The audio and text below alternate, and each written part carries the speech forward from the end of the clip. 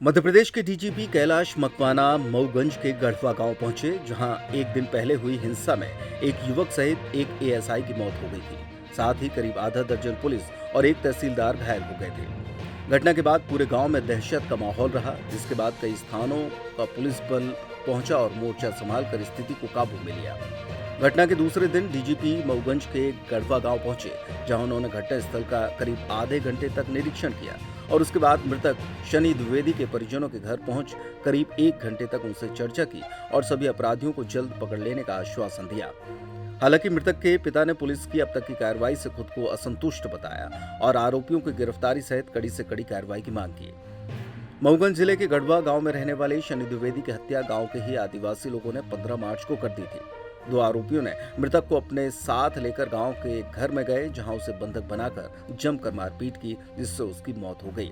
दोपहर जब परिजनों को बंधक बनाए होने की सूचना मिली तो वे उसे छुड़ाने आदिवासियों की बस्ती में उस स्थान पर पहुंचे तो एकत्रित हुई भीड़ ने उनके साथ भी मारपीट कर दी। इसके बाद पुलिस को सूचना दी गई, लेकिन मौके पर पहुंची पुलिस भी मारपीट का शिकार हो गई।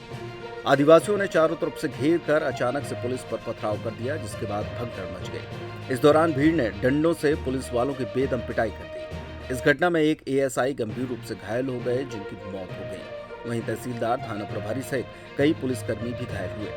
हालांकि इस दौरान पुलिस ने मृतक के शव को अपराधियों के चंगुल से मुक्त कराकर मऊगंज अस्पताल में रखवा दिया था।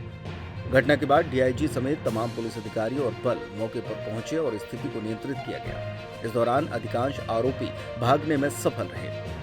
मऊगंज की इस घटना के बाद डीजीपी सबसे पहले रीवा पहुंचे, जहां उन्होंने संजय गांधी अस्पताल पहुंचकर घायलों का हालचाल जाना। इसके बाद मऊगंज के गढ़वा गांव पहुंचकर घटना स्थल सहित मृतक के परिजनों से मुलाकात की और बाकी आरोपियों को पकड़ने तथा कार्रवाई का आश्वासन दिया।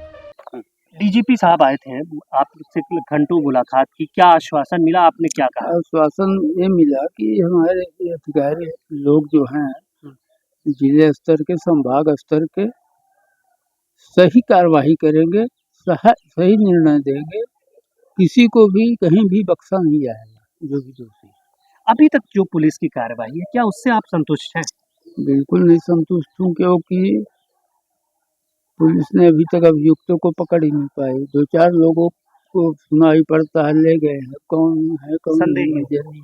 आपने क्या मांग रखी है डीजीपी से, आपने क्या कहा? मैं ये कहा हूँ कि उनको कड़ी से कड़ी सजा दिया जाए, अपराधियों को आजीवन कारावास दिया जाए।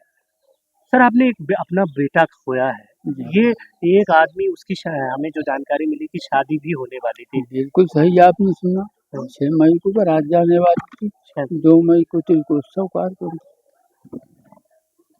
अभी उस परिवार को मैं इसका मैसेज नहीं दिया हूँ कि मेरे बच्चे के साथ क्या हुआ। जब आप गए उस पर वहाँ पे, तो आपके साथ भी सब लोगों ने हमारा अभी एमएलसी मेरी हुई है, मैं अकेला नहीं गया था, मेरी बीवी मेरे साथ थी, मेरा लड़का था और मेरी बेटी थी। पूरे परिवार। दो बाइक से हम लोग गए थे। बाइक को तोड़ ताड़ डाला उन्होंने, गन नहीं ले गया था कुछ। और वो जो वहाँ पे गाड़ी भी टूटी हुई पड़ी है, वहीं अभी है। एक सेक्रेटरी के पास में वाला जी, उनके घर के सामने खड़ी है, पुलिस वाले स्वयं उसको वहाँ से उठवा के यहाँ रखवाए, क्योंकि चाबी नहीं मिली उनको। बाइजर फोड़ दिए, पीछे के हेडलाइट फोड़ दिए और पैनल क्या बोलते हैं, टंकी के नीचे लगे रहते हैं, फाइबर गिरा के उनको भी तोड़ दिया। विकट स्थिति निर्मित हुई और अनफॉर्चुनेटली एक एएसआई को भी होना पड़ा है। घायलों से मैंने मुलाकात की है अभी रीवा में, अभी मऊगंज लौटे से मुलाकात करेंगे हम। घटना स्थल का हमने निरीक्षण किया है, जो मृतक बालक ने उनके परिवारजनों से बात की है।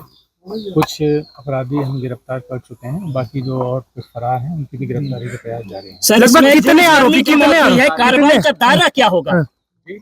इसमें एक पुलिसकर्मी की भी मौत हुई है, कार्रवाई का दायरा क्या होगा? कार्रवाई का दायरा जो कानून में है उसके मुताबिक ही होगा। कोई भी अगर मर्डर होता है तो मर्डर के आरोपी के साथ में जो होता है वही विवेचना होकर के उनका अंत तक पहुंचाएगा। कितने आरोपी सर? अभी तक कितने आरोपी? बाकी सारी